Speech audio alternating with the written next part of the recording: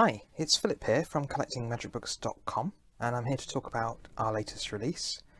It's the second book and the final book on the history of the magic joke shop, toy shop, mail order firm, London institution, you name it, Ellisdons. It's available on its own if you just want to know about the wartime and after the war time history of Ellisdons, but we also have this really nice box set with its reproduction Ellisdons label on it. These are hand-stitched boxes made just about a mile up the road by this really old firm of box makers here in Sheffield, and it fits perfectly both volumes. There's volume 1 and volume 2.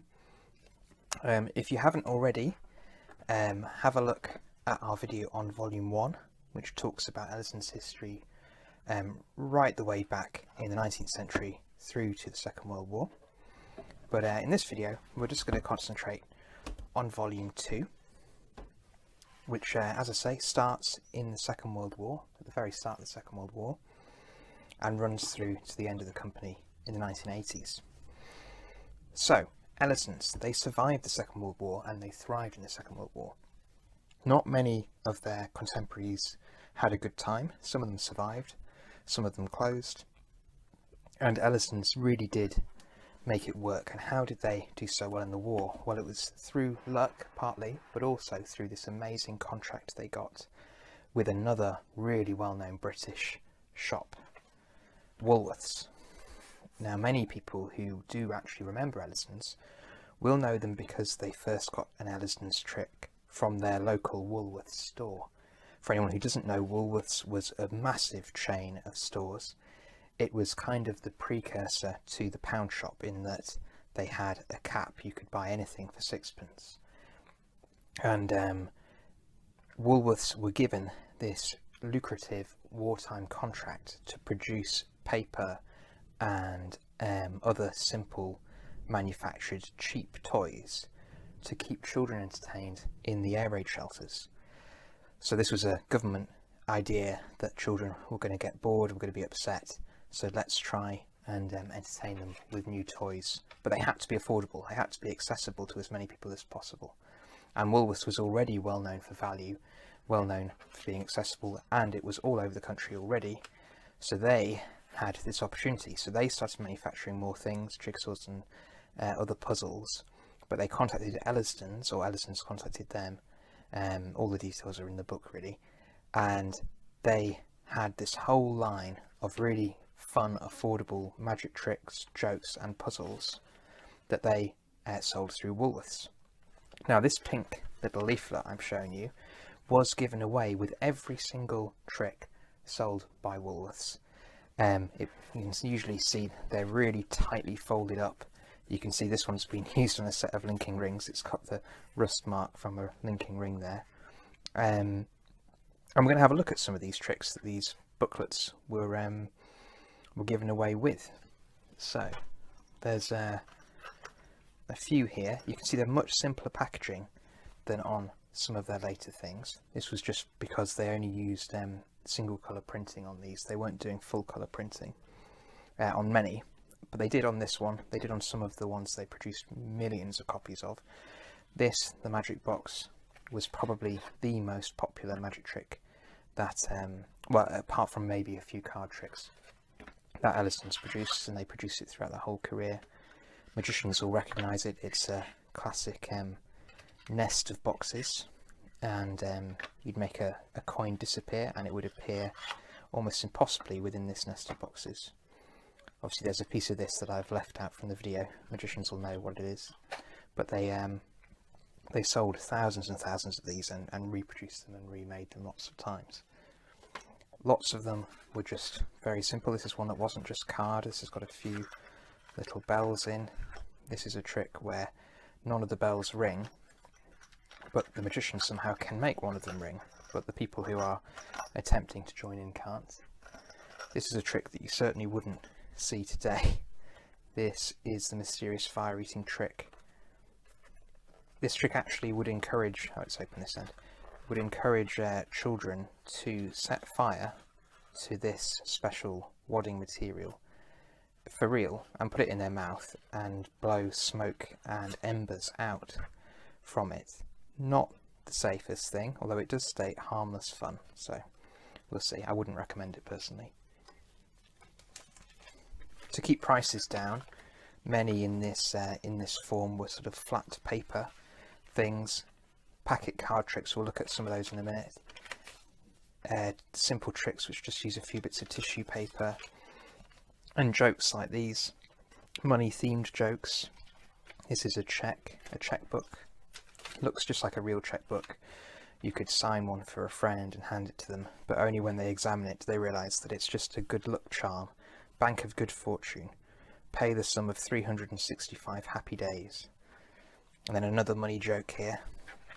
This is a giant, well, Americans call them billfolds, don't they? Of fake money. Huge, beautifully printed, really gorgeous. The Bank of Never Pay, one dud. But if you flash this in public, it's all the right colours. People would probably be quite confused, because it does really look like the real thing. I'll just pop that back in later. Staying on the theme of money, here's a magic trick that was hugely popular for Ellisdons. The magic pound note machine. Now these are still made today in plastic. They're a really fun little trick for children. They do look like some much earlier models, and I have seen people get a bit confused and sell, I'm sure accidentally sell these as Victorian models because they are almost exactly the same in manufacture. But no, these are produced in England by Ellisdons. These weren't German made or, you know, rarer versions, even though the construction, the metal, the turn knobs, everything is almost exactly the same as those earlier ones.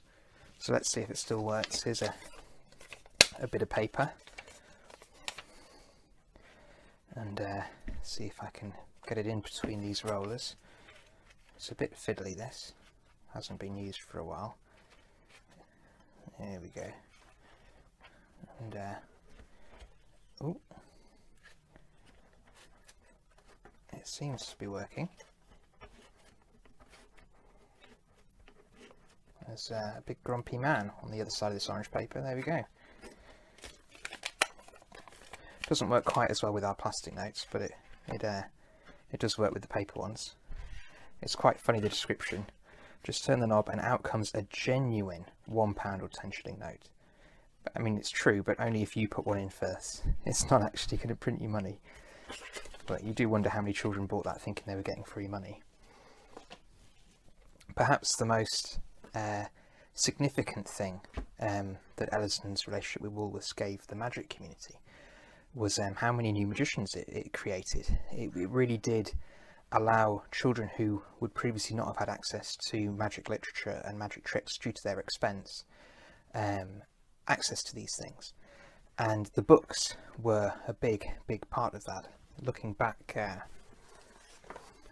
at this form here, you see this is sixpence, which was very little money at the time.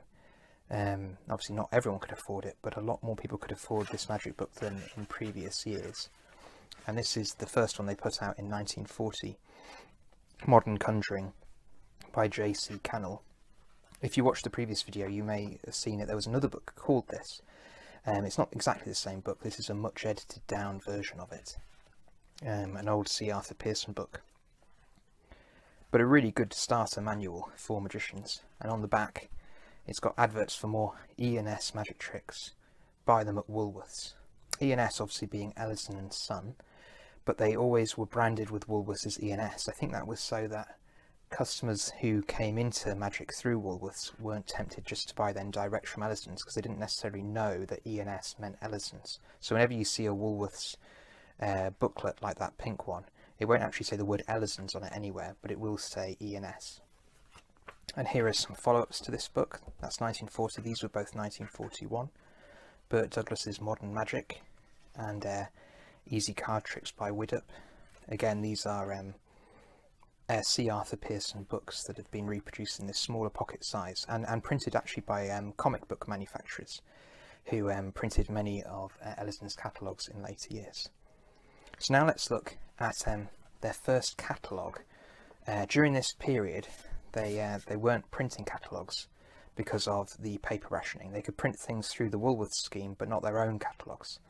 But in the 1950s, they began to be able to print their own catalogues again. Let's have a look at those.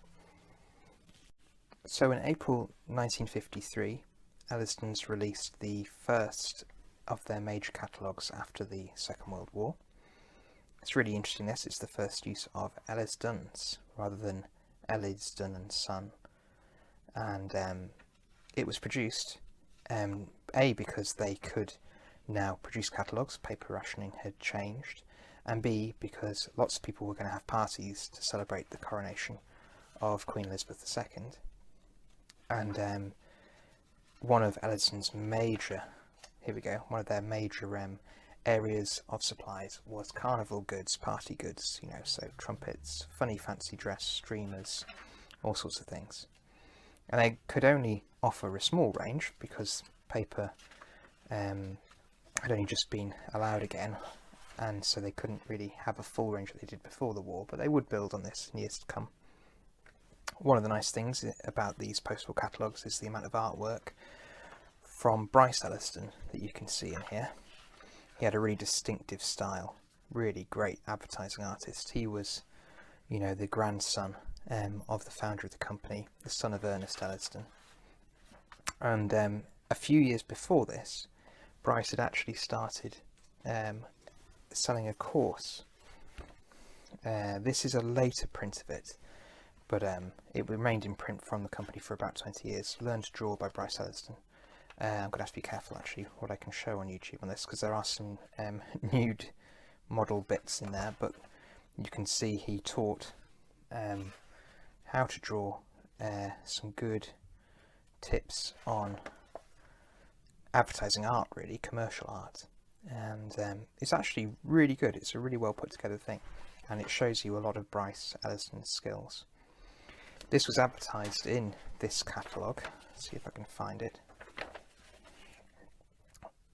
But prior to being advertised in Ellisdon's catalogues, it was available in the newspaper adverts, where it was sold lesson by lesson rather than being sold as one book. But that book binds it all together.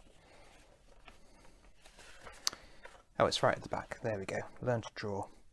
If you can write, you can draw. Become an artist in your spare time. So that lists all the different lessons. Also quite nice here. I'll show you a better version of this in a moment, but this is a range of photographs of the inside of the shop. But I'll show that. There's a catalogue that has that reproduced a bit better. The magic section was also really growing at this time. This was the first sort of period of Ellisdon's company where they were employing a magician properly to run it. At this period it was a magician called Cardoma.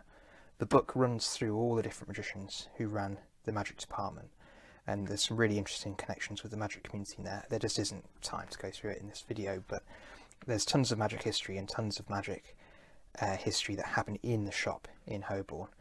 And I was lucky enough to talk to Jack Delvin, who was one of the managers of the shop, about his time there, and all the stories of the different people who went in there, like Ali Bongo and Tommy Cooper, and well, there's too many to list really. Lentz, all sorts of people. Let's have a look at one of the things that's advertised here, the E&S Conjuring Cabinet.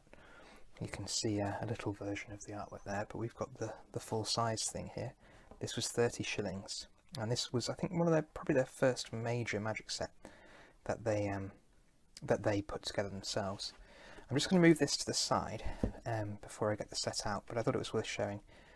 This is much bigger than the first one, and it has all of these really nice plates of different things that they sold throughout history, and it has the illustrations that we had in last time, and nice sections on these things that spread over time. I mean, all of the details on that is in the first video on the first book, and also if you have the first book as well, you'll find that after the references, the index in the second book is actually for both books. So if there's anything you want to look up, you don't have to look it up in both books.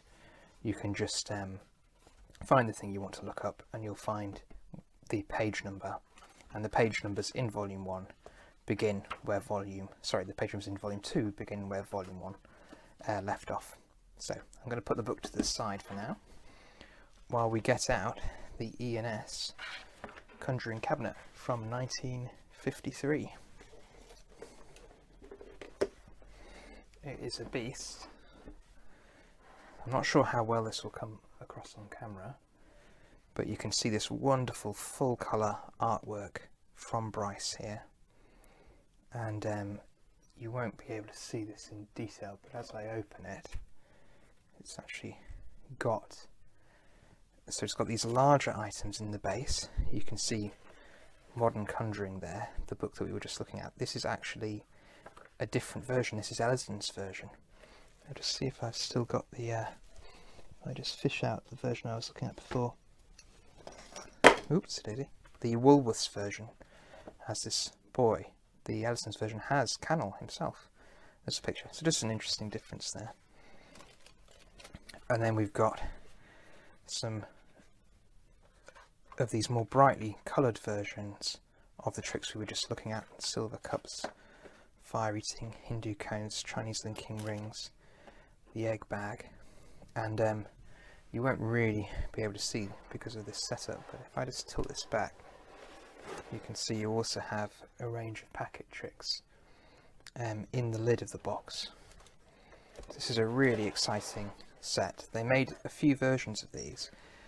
I believe it was after Cardoma that these came out. It was a different magician, Roy Cowell, and he would put together these sets, and if you could go for more upmarket versions, and I think what they basically did was replace the tricks in the bottom section with more professional tricks, because this was the time when the company were introducing more and more tricks that were made for professional magicians and not just for amateurs. So speaking of all that, let's pop this to the side here and jump forward to 1953. So this is when Roy Cowell was in charge. We get this really beautiful big catalogue.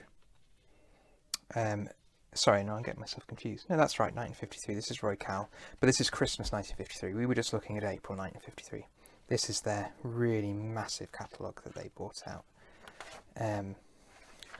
As with the few catalogues I showed in the last episode, they didn't come in these green boards. That's just, I've just had them bound to look after them. So this is a 76-page catalogue with all sorts of really amazing magic tricks and gadgets. That's one of their mail order specialties auto specs. There's just tons in here. In the book you'll find we've got lots of sample pages from the catalogues reproduced. Here's some of the great magic books they had, their own ones, Modern Conjuring, these card tricks, but then also really professional ones. Davenport's publications like Cigarette Magic by Devine, and you know, all sorts of things. It was a professional magic department by this stage, so if you were a magician in London, you would go to Ellisdons after you went to Gamages and Davenport's. It was a proper magic department where you would get served by real magicians who would demonstrate tricks. One of whom was Jack Delvin, who joined the year that this catalogue was printed, 1954. Yes, this is 1954, and this ran to Delvin had the shop for quite a long time. He was running the magic department until about 1956, and it really is a professional range of tricks in here, and you've got tricks from different manufacturers. Maybe we'll do one of these. Let's have a look. So, penetration of a pound note here, 15 shillings. This wasn't made by Ellisdons. This wasn't aimed at children particularly. It was aimed at professional magicians, or of course the big market of amateur magicians who like to perform professional tricks. Let's have a look at this trick in action. So here it is. This was made by Vampire Magic, Max Andrews company. You can see inside, I haven't got a pound note that is this size. This is the old size of pound note, but you see it fits in this little frame, and this that's right, this little barrier goes on to hold it in, to pin it in place and lock it in like that. and you can still see through there the orange of the thing. Obviously you could have this actually signed and have the person's signature visible through. I'm going to take this pencil and go right the way through and out the other side like that, and you can see the orange is still absolutely fine and intact. So just one of the tricks that Ellisdons used to sell for the professional market there, but this was made by Max Andrews' Vampire Magic.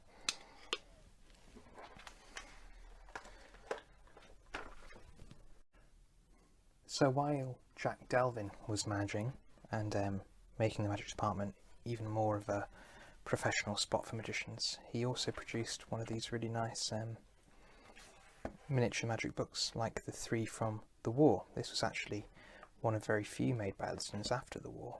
Magic in the Family Circle, January 1956. Published pretty much just as Delvin moved on to form his own magic company, with the help of Ellisdons actually. It's a really nice story. There's some details on how Delvin was helped by the Ellisdons family to become his own boss really, and become the part of the magic world that he is still today.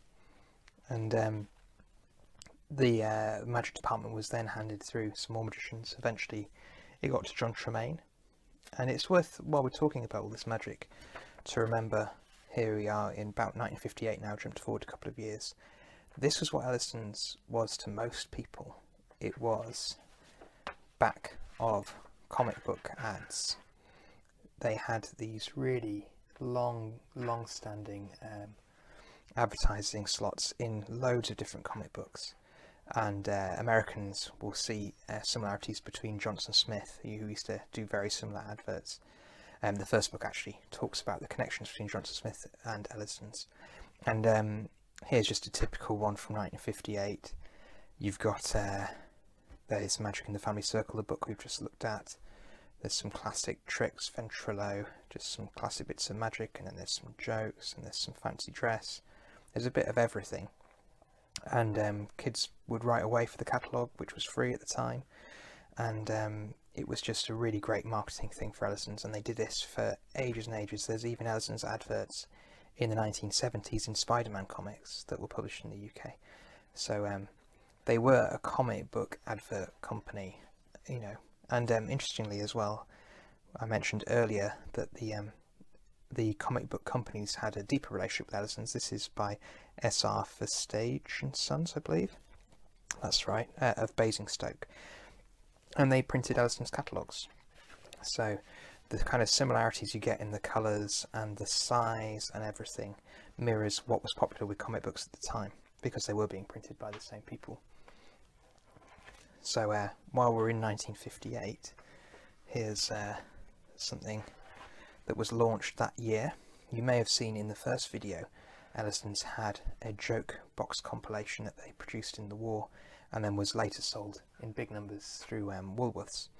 Well, for some reason, probably one of changing availability of products and just making the thing look more up to date, they changed the product, and this became their new joke set, the big surprise joke box. And it's a really lovely set. You can imagine any kid being really happy to get this. It's got some of the fake notes, a little joke ink blot, one of these checks from that checkbook we looked at earlier, and then some joke soot, some chemical tricks, some magic worms and the invisible ink, a giant joke plastic spider there, and some more tricks like the nail through finger and all sorts of things in there. Great, these were really good value. They're a bit rarer than the earlier version, but there still are a lot of these around, so really nice product made by Ellisdons there. From 1958, but I believe they kept these in production at least into the late 60s, maybe even into the 1970s.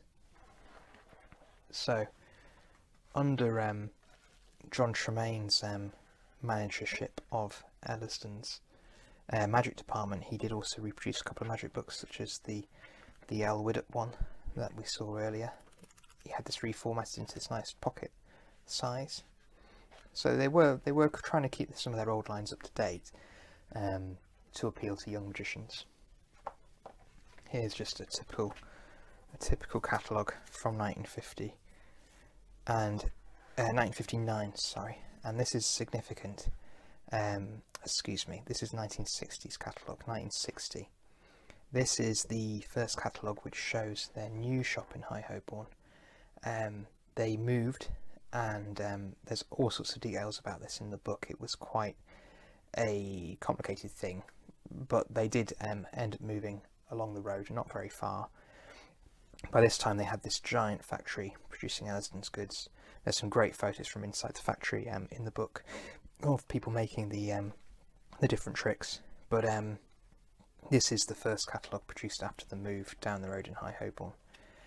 The move was a great publicity. They had a great publicity stunt for it. They got their family friend Tommy Cooper to come. At the time he was at the height of his fame, really, and he actually tried to ride an elephant from the old shop to the new shop, but they were causing just too much chaos with transport, and they had to call it off, and they just walked there in the end and went down to the new shop on foot with the elephant following behind.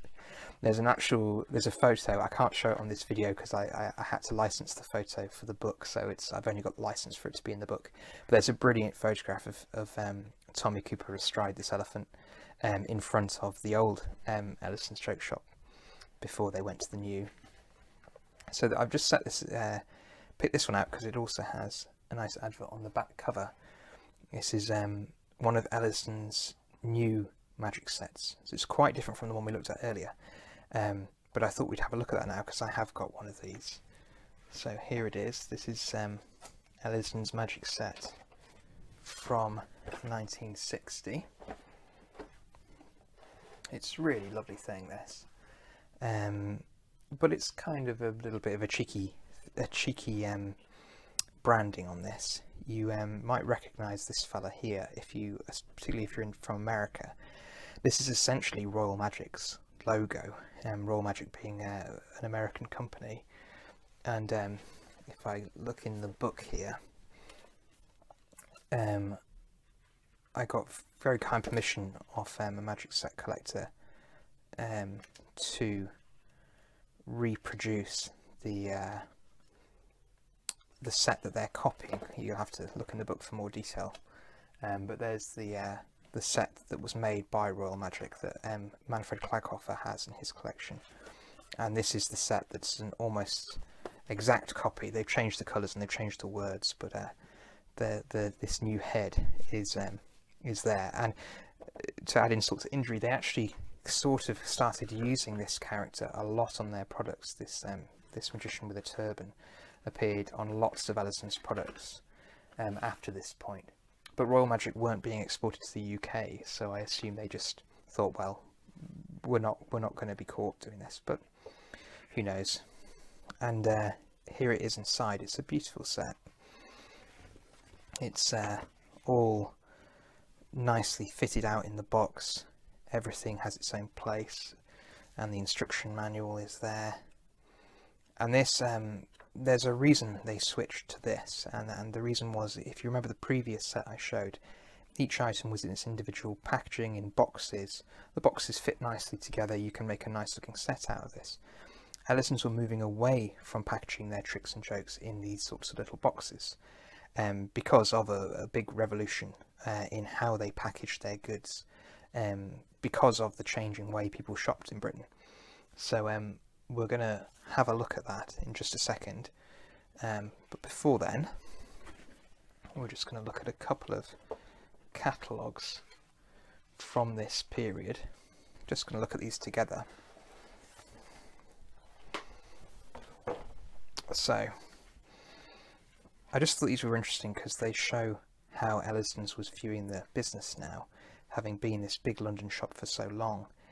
These catalogues very much are about the parcels. They're about the post and about the parcels.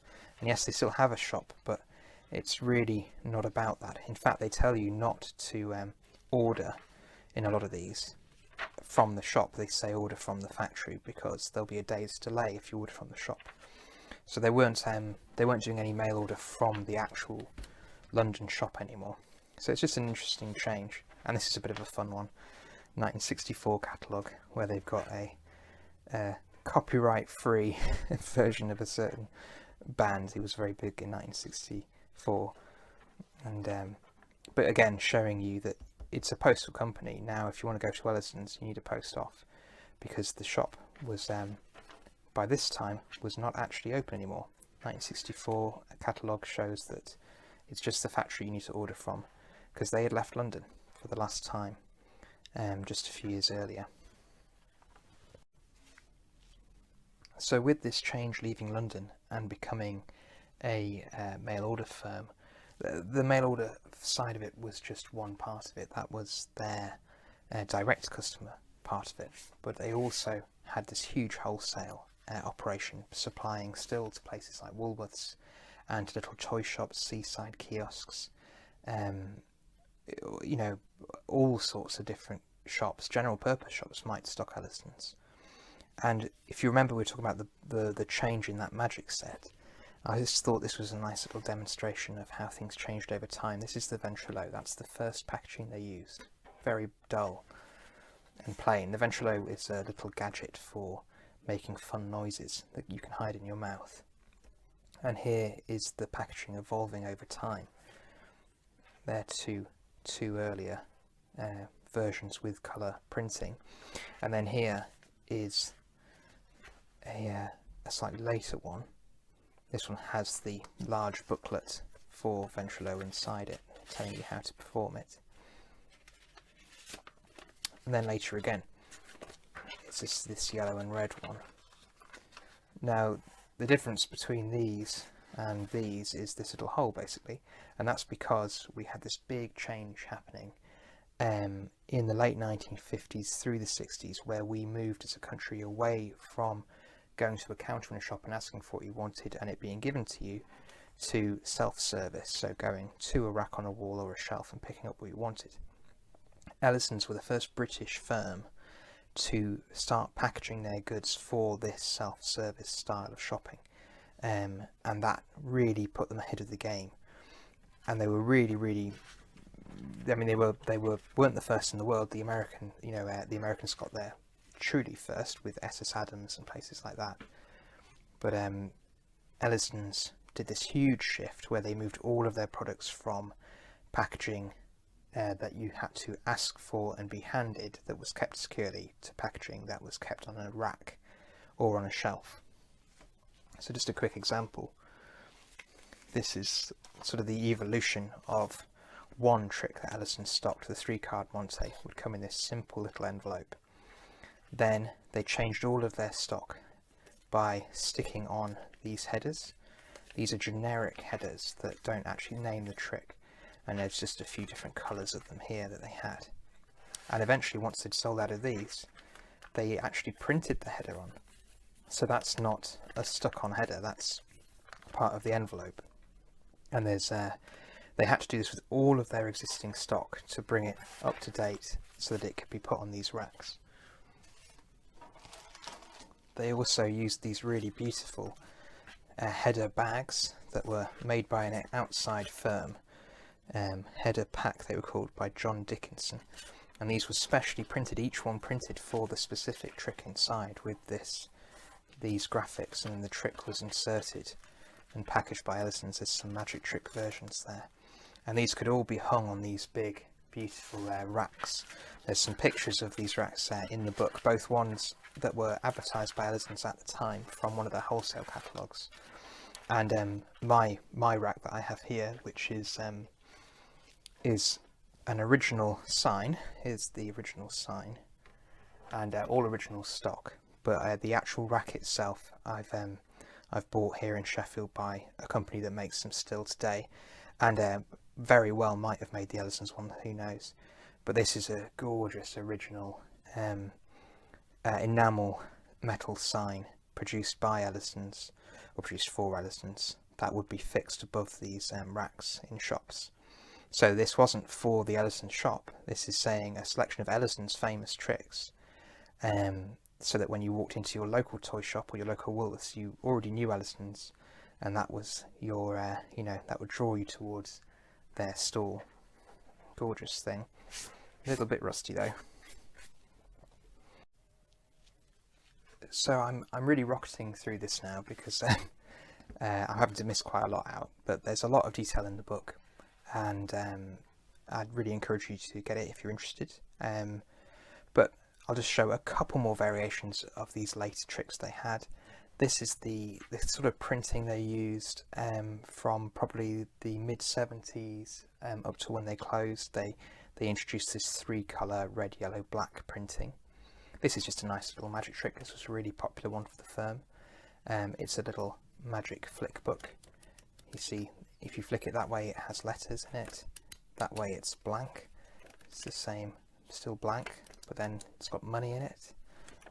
Stamps in that one. Oopsie daisy. It's made for smaller hands than mine. Then it's got music in it. Then crosswords. So it's a little trick book, really popular for the firm. You see these around quite a lot. And just an example of some of their later packaging. Another example of their latest packaging is here in this nice set, one of their last sets, probably the last set actually, that they put out. You see we've got this turban character again that they borrowed off the American company, Royal. And here they've just made a simple set by having a box with a label and then throwing some of their packet tricks in. So we've got some more of these red, yellow and black printed ones. This is another late variation, red, yellow and black with some green printing. Quite generic late packaging that. And then they introduced this new smiling face character in the last sort of 10 years. And I haven't shown many of them, they're in the book, but they often did, right from the 60s onwards, they did this sort of packaging where it would just be a polythene bag with a backer card, the trick, and a stapled header. Here's some examples. So they did this sort of thing from a much earlier than this, but I haven't had time to show those here. So these are just some of those last tricks that they had available for the self-service racks. And this was maybe what the last generation who knew Ellisdons would have remembered them for, were these tricks. They didn't have a sort of dramatic collapse or anything. The toy industry just moved on with sort of portable batteries and battery-powered toys, motorised toys. Ellisdons just didn't get there. They didn't get there with plastic toys either. So they sort of became more and more dependent on importing goods from toy makers rather than manufacturing, which was how they were really making their money on the wholesale front before kind of the battery revolution changed toys completely, and the plastic revolution did the same. But they kept producing catalogues. Here are some of these later catalogues from the firm. This is the 1975 catalogue. The decline is kind of clear. It's a smaller size. It's they've had to start charging, and they really did charge for these. That was just really to cover the postage. That was another big problem for the firm. The postage costs just went up and up and up. This was due to governmental changes. Essentially, the Labour Party made the post office have to be pay for itself, and then the Tories came in and they made it really have to be a profit-making business, which meant that postage just went astronomically high. So it's not a party political issue, both parties are to blame, but tons and tons of mail order firms basically went bust in the late 70s and early 80s, because if they were selling very cheap things, the postage would cost more than the value of the product, and you just couldn't operate a business like that anymore. So these are some of the last catalogues. They did a few in the very early 80s as well, and then they kind of petered out, and there just wasn't the interest in jokes and tricks to maintain a business of that size. Luckily there was interest for other firms, smaller firms, to continue, and Ellisdons' mailing list did get handed on to another firm, got sold to another firm who still run a joke and magic trick shop today. So that's the story of Ellisdons. That's an extremely potted version. I've missed out absolutely tons. and it's still, the video was far too long, so well done for making it to the end. But if you're interested in Ellisdons and you want to really learn about it, then I'd really recommend you get Ellisdons The History Volume 2, and if you haven't already, Volume 1 is also available, and together they're in this lovely set. One little word of caution: these are a limited edition of 100. There's 100 of these hardback books of each Volume 1 and Volume 2. There's even less of the box sets. I didn't get 100 of these boxes made, and we are very low on stock on all of them, so it is going to sell out, which I don't always say about our books, but it is going to sell out. So if you want it, I really recommend you get it quite soon. It's available only from collectingmagicbooks.com. If you couldn't tell already, I have written this book myself. If you want yours signed, then just send me a message when you order, and I'm very happy to do that for you. And yeah, it's available now, Ellisdons The History. And if there's any questions you've got about the book, about the firm, then please leave them in the comments or send me a message on collectingmagicbooks.com. And I hope you enjoyed taking a closer look at this rather special book. Thank you.